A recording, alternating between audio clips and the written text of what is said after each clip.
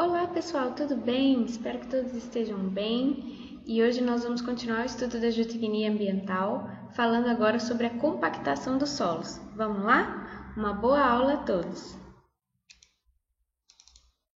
Bem pessoal, a compactação é uma operação, um processo mecânico de redução dos espaços vazios.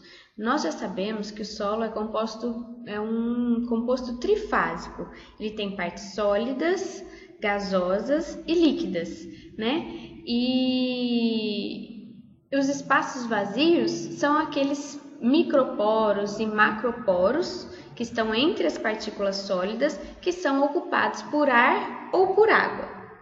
Quando a gente tem o processo mecânico de expulsão do ar, nós damos ao nome de compactação. Quando nós temos a expulsão da água, que está entre as partículas sólidas, né, ocupando muitas vezes os macroporos e microporos, nós temos o adensamento.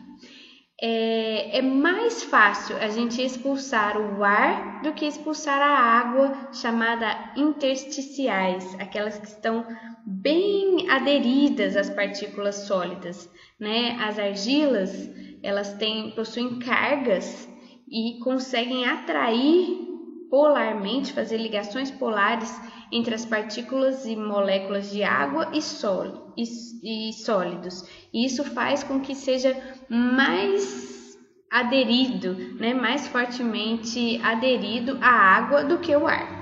Então, é mais fácil a gente expulsar o ar do que expulsar a água. E, nesse sentido, a realização de compactação do solo é uma operação mais fácil e mais comum do que o adensamento. Os principais efeitos da compactação, né? Então, a compactação, que por muitas vezes num solo agrícola foi visto como um impacto ambiental negativo, solo compactado, para a engenharia a compactação é desejável, né? A gente quer um solo que seja altamente resistente, não compressível e não permeável, né? Que são as características desejáveis para um solo que vai receber uma obra civil. Por isso, a compactação nesses casos é um impacto positivo. E quais são os objetivos da compactação? Né? De homogeneizar o solo e melhorar suas propriedades para a engenharia. É aumentar a resistência ao cisalhamento, que é a ruptura, então o solo fica mais forte, mais resistente, não mais sofre compressão, então isso vai reduzir as possibilidades de recalque, né, que é quando a gente tem o abaixamento do nível. Então, se o solo não é mais compressível, ele deixa de sofrer recalques. E a diminuição da permeabilidade, que é a percolação da água, a passagem da água no solo. Por consequência, diminui a absorção da água. Então, é muito desejável para a engenharia e, contrariamente, não desejável para um solo agrícola. Aplicabilidade da compactação do solo. Construção de aterros, barragens de terra, camadas de pavimento, né, estradas, rodovias, ruas. Preenchimento do solo entre maciço e estrutura de arrimo, que é aquelas estruturas para contenção de erosão, de deslocamento de massas, né? Preenchimento de cavas de fundações e tubulações enterradas. Então, são alguns exemplos de obras de engenharia na qual a compactação do solo é necessária.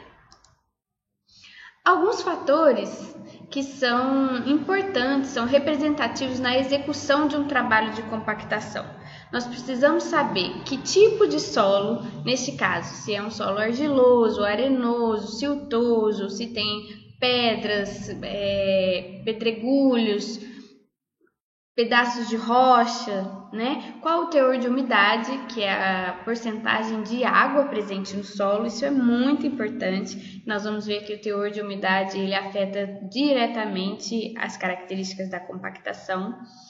e energia de compactação, que é determinada pelo tipo de compactador. Nós vamos ver mais no final da aula que existem vários equipamentos, né, que vão fornecer energias diferentes, tem a ver com o peso, com o número de batidas, né, o número de vezes que o solo será compactado, e espessura da camada compactada, né? Então a gente precisa saber a profundidade de solo que será compactado. Tudo isso vai interferir no grau de compactação dos solos. Bom, aqui nós vamos falar um pouco sobre a curva de compactação, né? Vamos dar início ao ensaio de compactação em laboratório.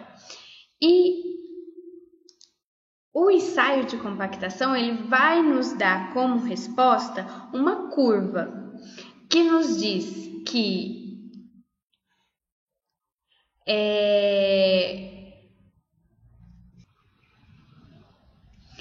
a compactação máxima que ocorre nesse ponto de peso específico máximo, ela ocorre em decorrência de um teor de umidade ótimo. O que isso quer dizer? Quer dizer que à medida que o teor de umidade vai aumentando, o solo sai da condição seca e nós vamos gradualmente aumentando o teor de umidade, adicionando água ao solo. Tem um ponto em que o teor de umidade é ótimo. O que isso quer dizer? Quer dizer que o teor de umidade ótimo corresponde a uma compactação máxima. E o que é compactação, né? Nós vamos estar relacionando com o peso específico, que nada mais é do que a massa de solo que foi transformada em Newton, né? Então a força-peso, por isso peso específico, nós tínhamos a massa de solo que foi transformada em força-peso através da unidade de quilonewton, dividido por unidade de volume, ou seja, no mesmo volume cabe mais solo, cabe mais quantidade de massa de solo, então o solo está na sua compactação máxima, né? Isso é peso específico aparente seco máximo, e isso só acontece dado um teor de umidade ótimo. Abaixo disso, nós temos que com o aumento do teor de umidade vai aumentando o peso específico e acima do teor de umidade ótimo, com o aumento da umidade, o peso específico diminui. Quer dizer que a água nesse ramo passa a prejudicar a compactação. Então é isso que está explicando nesse slide, que é necessário um peso específico máximo, que quer dizer compactação máxima, e associado a um teor de umidade ótimo. Aqui está dizendo sobre o ramo seco e o ramo úmido. Quer dizer que nesse ramo seco o teor de umidade ele contribui para a compactação e nesse ramo úmido o teor de umidade ele prejudica a compactação. Como assim? Ele ajuda com um efeito de lubrificação que possibilita maior aproximação entre as partículas do solo, e no ramo úmido a água passa a existir em excesso e provoca um afastamento das partículas e, consequentemente, diminuição da densidade, do peso específico e da compactação. Aqui nós temos uma curva de compactação para diferentes solos. Essa é a curva da areia, um solo areno-argiloso, argilo-arenoso e uma argila plástica. O que nós podemos perceber? Podemos perceber que a argila tem uma curva mais acentuada, enquanto que a areia tem uma curva mais suave, né? E que o teor de umidade é mais alto para as argilas do que para a areia, enquanto que o peso específico máximo é mais elevado para os solos arenosos do que para os solos argilosos. Então essas são algumas conclusões que nós podemos tirar dessas curvas. Agora sobre o ensaio de compactação, que é o ensaio realizado em laboratório. E o que é o objetivo desse ensaio? É obter aqueles dois dados da curva. Qual é o valor de umidade ótima e qual é o valor de compactação máxima, que é determinado pelo peso específico máximo. Então esse é o nosso objetivo. E isso é feito através de um ensaio de Proctor, que nada mais é do que um cilindro de dimensões padronizadas, no qual eu coloco 3 camadas de solo e compacto com a queda de um soquete, também de dimensões padronizadas, altura, de peso, diâmetro, altura de queda, tudo padronizado, e eu faço, sucessivas quedas para obter, com níveis de teor de umidade diferentes, para obter uma curva, no qual eu relaciono as duas informações, teor de umidade e peso específico. É interessante que eu faça no mínimo 5 pontos diferentes, variando o teor de umidade, para que eu possa pegar para que eu possa pegar pontos relacionados no ramo seco, no ramo úmido e próximo aqui do teor de umidade ótimo. Não adianta eu pegar os 5 pontos aqui, nesse lado do ramo, que eu ainda não terei esse pico, esse vértice da curva, que é o nosso interesse, justamente o peso específico máximo e o teor de umidade ótimo. Aqui mais alguns detalhes, de como é feito o ensaio de Proctor em laboratório: o cilindro, o soquete, as dimensões e a altura de queda. Aqui mais alguns exemplos, então eu faço aqui, eu puxo essa haste, deixo o soquete cair e isso é golpeado 25 vezes, No ensaio de Proctor normal são 26 golpes que são realizados a cada camada, são 3 camadas de solo. Aqui nós temos uma variação. O ensaio de Proctor ele foi modificado devido a algumas mudanças de peso do maquinário que é feita a compactação. Foi necessário realizar uma modificação no ensaio, aumentando o cilindro e aumentando o soquete.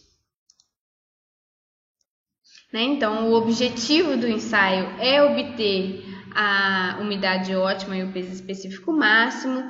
É conveniente que seja realizado 5 pontos, 2 deles estando na zona seca, 1 próximo à umidade ótima e 2 na zona úmida. Aqui sobre o ensaio de Proctor, que foi modificado por causa da alteração dos pesos dos equipamentos compactadores, e no qual agora, em vez de 3, são 5 camadas, em vez de 26 golpes, são 55 golpes, e o peso sai de aproximadamente 2,5 kg para 4,5 e a altura sofre alteração de aproximadamente 30 para 45, 46 centímetros de altura de queda. Bom, quando a gente realiza esses ensaios, existe uma energia de compactação, A energia de compactação é em função da massa do soquete, da altura de queda, número de golpes, número de camadas e volume de solo compactado, que é o volume do cilindro. Então, aqui nós temos a energia de compactação que foi calculada para o ensaio normal, intermediário e modificado. Vejam que a massa do soquete sofre variação, saindo de 2,5 para 4,5, a altura de queda muda de 30,5 centímetros para 45,7 centímetros de altura de queda, o número de camadas se altera de 3 para 5, o número de golpes de 26 para 55 e o volume de cilindro de 1.000 centímetros cúbicos para 2.000 centímetros cúbicos. Com isso, nós temos uma variação de energia de aproximadamente 6 para aproximadamente 30, quilograma força vezes centímetros dividido por centímetro cúbico. Então, essa é a energia de compactação para o ensaio normal e modificado.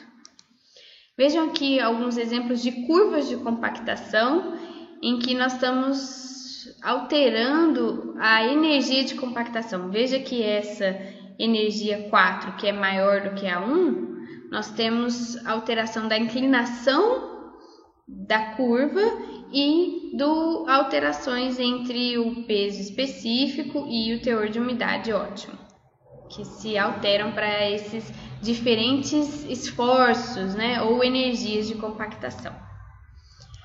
Agora, nós vamos falar um pouco sobre a compactação no campo. Até aqui nós falamos sobre o ensaio de compactação feito em laboratório, para determinação do teor ótimo e da compactação máxima.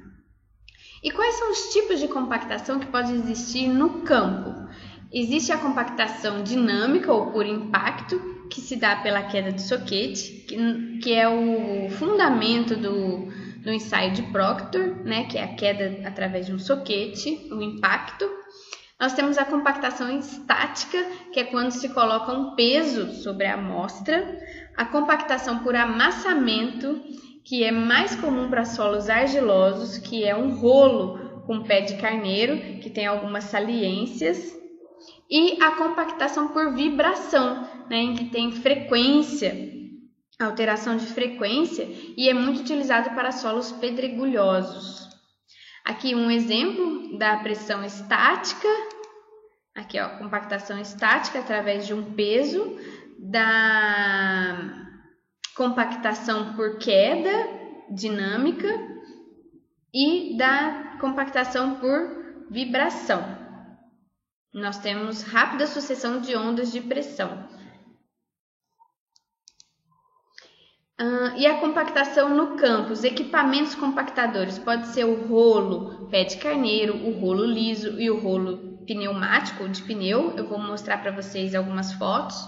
E quando nós estamos falando de solos granulares, que são aqueles solos mais pedregulhosos, né, com heterogeneidade, é mais comum a utilização de rolo liso ou vibratório, e para solos argilosos é mais comum a utilização do rolo pé de carneiro. Esse é o compactador rolo com pé de carneiro. Vejam bem aqui as saliências que eu havia comentado. Aqui mais uma foto de dois compactadores com rolo pé de carneiro. Aqui um rolo liso compactando um canal. Aqui o rolo pneumático, que é através de pneus. E aqui um exemplo de compactadores manuais que utilizam vibratórios, né? Que são vibratórios e que é utilizado para solos heterogêneos ou pedregulhosos. Como se faz a compactação no campo? Quais são as etapas? Primeiro eu preciso escolher uma área de empréstimo, de onde eu vou tirar o solo, né? Porque se eu vou fazer camadas de solo compactada, eu preciso de uma área de empréstimo. Essa área vai ter que sofrer desmatamento, vai ter que sofrer limpeza, eu vou ter que escavar, transportar o solo, espalhar o solo sobre a área, acertar a umidade. Se tiver faltando, eu vou irrigar. E se tiver em excesso, eu vou ter que deixar sobre o sol, né, e o vento para que seque a umidade até chegar no ponto mais próximo daquele medido no laboratório, que é o teor de umidade ótimo. Eu vou homogeneizar e destorroar o solo, fazer a compactação propriamente dita, muitas vezes através dos rolos que nós vimos, né? Rolo pé de carneiro, rolo liso, rolo pneumático ou vibratórios. E depois eu faço uma averiguação de controle da compactação. Veja, e como se faz esse controle? Eu vou comparar o teor de umidade e o peso específico no campo com o medido no laboratório, através do ensaio de Proctor, que mede a compactação ótima e o peso específico máximo. Eu preciso verificar qual é a distância dos valores obtidos em laboratórios com os valores de campo. E aí eu faço um desvio, né, um ΔH do campo com o teor ótimo e verifico se está aceitável. E aqui eu faço um grau de compactação, em que eu meço o peso específico do campo com o peso específico máximo do laboratório, né? Então a gente tem um gradiente aí, uma diferença.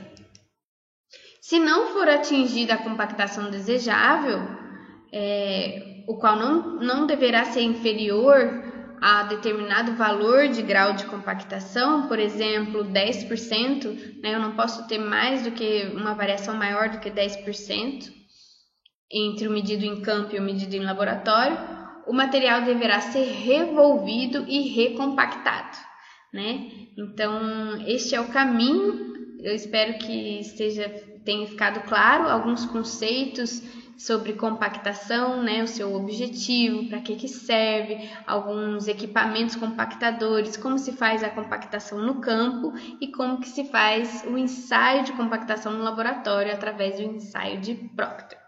Bom, pessoal, muito obrigada pela atenção e até o nosso próximo vídeo. Um abraço!